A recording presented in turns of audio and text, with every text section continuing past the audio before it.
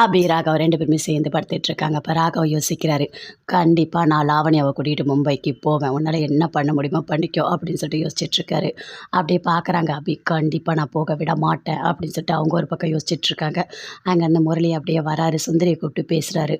இங்க பாருங்க, நான் என்ன பண்ண போறேன் தெரியுமா? அந்த லாவண்யாவை வச்சு கேம் ஆட போறேன். கண்டிப்பா லாவண்யாவை வச்சு ராகவோட சேர்த்து வைக்க போறேன். அபி எனக்கு தான். ஏன் அபி? நான் யாருக்காகவும் எதுக்காகவும் என்னோட அபியை நான் விட்டு கொடுக்க மாட்டேன் அப்படின்னு சொல்லிட்டு முரளி அப்படியே கத்துறாரு.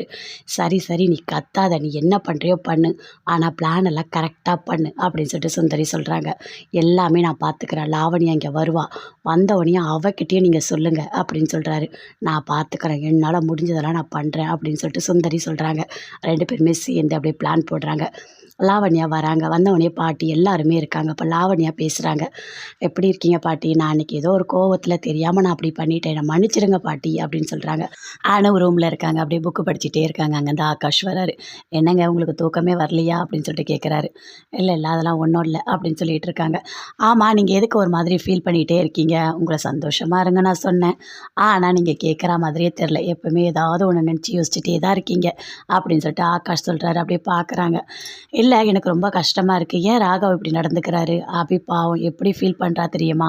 எனக்கு ரொம்ப வருத்தமாக இருக்குது. அந்த லாவண்யாவோடு சேர்ந்து அவர் மும்பை போகிறது நல்லாவா இருக்குது அப்படின்னு சொல்கிறாங்க அனு. நீங்கள் சொல்கிறதெல்லாம் கரெக்டு தான், நான் பேசி பார்க்குறேன் அப்படின்னு சொல்லிட்டு போகிறாரு. போயிட்டு ஆகாஷ் வந்து ராகவை கூப்பிட்டு பேசுகிறாரு. இங்கே பாரு ராகவ், நீ போகாத, நீ மும்பைலாம் போகாத, அதுவும் அந்த லாவண்யா கூடலாம் போகாத, வேண்டாம் அப்படின்னு சொல்கிறாரு. இங்கே பாரு, நல்லா தெரிஞ்சுக்கோ, இது வந்து ரொம்ப முக்கியமானது. ஒர்க்குனா அதை வந்து கரெக்டாக நம்ம பார்க்கணும். ஓ இஷ்டத்துக்குலாம் அதெல்லாம் பண்ண முடியாது, நான் போய் தான் ஆகணும் அப்படின்னு சொல்லிட்டு ராகவ் அங்கேருந்து போகிறாரு. ஆகாஷ் ஃபீல் பண்ணுறாரு, என்ன நம்ம சொல்கிற பேச்சே கேட்கல அப்படின்னு சொல்லிட்டு. லாவண்யா பாட்டிக்கிட்ட பேசிட்டு அப்படியே வெளியே வராங்க. சுந்தரி இப்படி பார்க்குறாங்க. லாவண்யா கிட்ட வந்து பேசுகிறாங்க. இங்கே பாரு லாவண்யா, நான் தான் உங்ககிட்ட சொன்னேன்ல, நீ ராகவை கல்யாணம் பண்ணிக்கோ அப்படின்னு சொல்லிட்டு. இப்போ என்னால் எப்படி பண்ண முடியும்? அவர் தான் அபியை கல்யாணம் பண்ணிட்டாரு அப்படின்னு லாவண்யா சொல்கிறாங்க. அபியை கல்யாணம் பண்ணால் என்ன? அபியோடலாம் அவன் நல்லாலாம் வாழவே இல்லை, புரியுதா? நீ என்ன பண்ணுற, நான் கூட சேர்ந்து நல்லா நெருக்கமாக பழகு, மும்பை போ, ஆட் ஷூட் எடு, அவன் கூட எப்படியாவது தனியாக இருக்க முயற்சி பண்ணு அப்படின்னு சொல்கிறாங்க. நீங்கள் சொல்கிறதெல்லாம் பார்த்தா ராகவ் எனக்கு கிடச்சிருவாரு நான் நினைக்கிறேன் அப்படின்னு சொல்லிட்டு லாவண்யா பயங்கரமாக சந்தோஷப்படுறாங்க.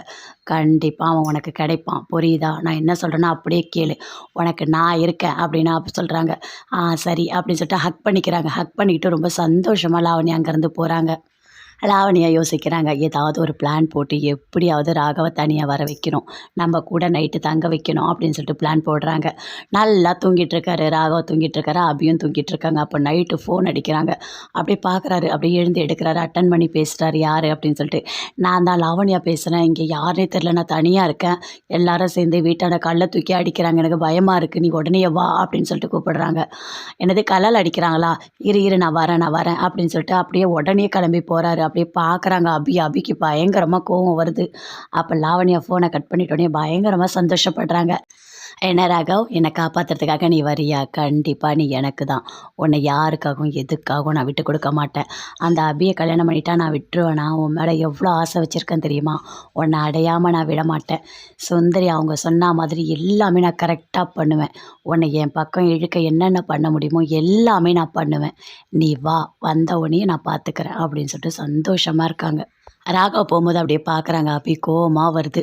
அப்போ யோசிக்கிறாங்க, எதுக்கு இவர் இப்போ இந்த டைமுக்கு போகிறாரு தெரியலையே அப்படின்னு சொல்லிட்டு அப்படியே பார்க்குறாங்க. பார்த்தோன்னே ஒரு வேளை அந்த லாவண்யா ஃபோன் பண்ணியிருப்பாளோ அப்படின்னு சொல்லிட்டு அபிக்கு பயங்கரமாக கோவம் வருது. அந்த லாவண்யா கூட எங்கேயும் போக விடக்கூடாதுன்னு நினச்சா இப்போ வீட்டுக்கே வர வச்சிருக்காளா அப்படின்னு சொல்லிட்டு பயங்கரமாக கோவப்படுறாங்க. ராகவ் வீட்டுக்கு போகிறாரு. அப்படி லாவண்யா ரொம்ப எதிர்பார்த்துட்டு ஆவலாக இருக்காங்க. அங்கேருந்து வராரு. வந்தோடனே என்னாச்சு உனக்கு அப்படின்னு சொல்லிட்டு கேட்குறாரு. இல்லை, 2-3 பேர் கல்லெல்லாம் தூக்கி போட்டாங்க, வீட்டு மேலாம் கல் அடித்தாங்க, எனக்கு பயமாக இருந்தது, அதான் உனக்கு நான் ஃபோன் பண்ணேன் அப்படின்னு சொல்கிறாங்க. நீ பயப்படாத, நான் இருக்கேன் அப்படின்னு சொல்கிறாங்க. அப்படியே ஹக் பண்ணிக்கிறாங்க, அழறாங்க. எனக்கு ரொம்ப பயமாக இருக்குது ராகவ், நான் தனியாக இருக்கேன்ல, அதனால தான் எல்லாருமே வராங்க, எனக்கு ரொம்ப கஷ்டமாக இருக்குது அப்படின்னு சொல்கிறாங்க. இங்கே பாரு, நீ கஷ்டம்லாம் படாத சரியா? உனக்கு எதனா ஒன்றா நான் இருக்கேன், நீ ஃபோன் பண்ணு, கண்டிப்பாக நான் வருவேன் அப்படின்னு சொல்கிறாரு. சரி நான் போயிட்டு வரேன், நீ கொஞ்சம் ஜாக்கிரதையாக இரு, ஓப்பன் பண்ணாத கதவை அப்படின்னு சொல்கிறாரு. ஐயோ ராகவ், நீ போகாத, எனக்கு பயமாக இருக்குது, நீ நைட்டு மட்டும் நீ என் கூட இருந்துட்டு போ ப்ளீஸ் அப்படின்னு சொல்கிறாங்க. அப்படிலாம் என்னால இருக்க முடியாது. ஏன்னா பாட்டி இருக்காங்க. பாட்டி கண்டிப்பா கேள்வி கேட்பாங்க அப்படின்னு சொல்லிட்டு ராகவ் சொல்றாரு. "என்ன ராகவ் இப்படி பேசிட்டு இருக்க? உன்னோட பார்ட்னர் எனக்கு ஒரு ஆபத்துனா நீ என்ன காப்பாத்த மாட்டியா? எனக்கு பயமா இருக்கு. இப்ப கல்லால அடிச்சவங்க அங்க பாரு எல்லாத்தையும் உடைச்சு வச்சிருக்காங்க பாரு" அப்படின்னு சொல்றாங்க. அப்படியே பார்க்குறாரு. பார்த்துட்டு ஆமா, நீ என் கூட இரு ராகவ் அப்படின்னு சொல்லிட்டு அப்படியே கட்டாயப்படுத்துறாங்க. அவர் ராகவ் என்ன பண்றதுன்னே தெரியல. அப்படியே யோசிக்கிறாரு என்ன பண்ணலான்னு.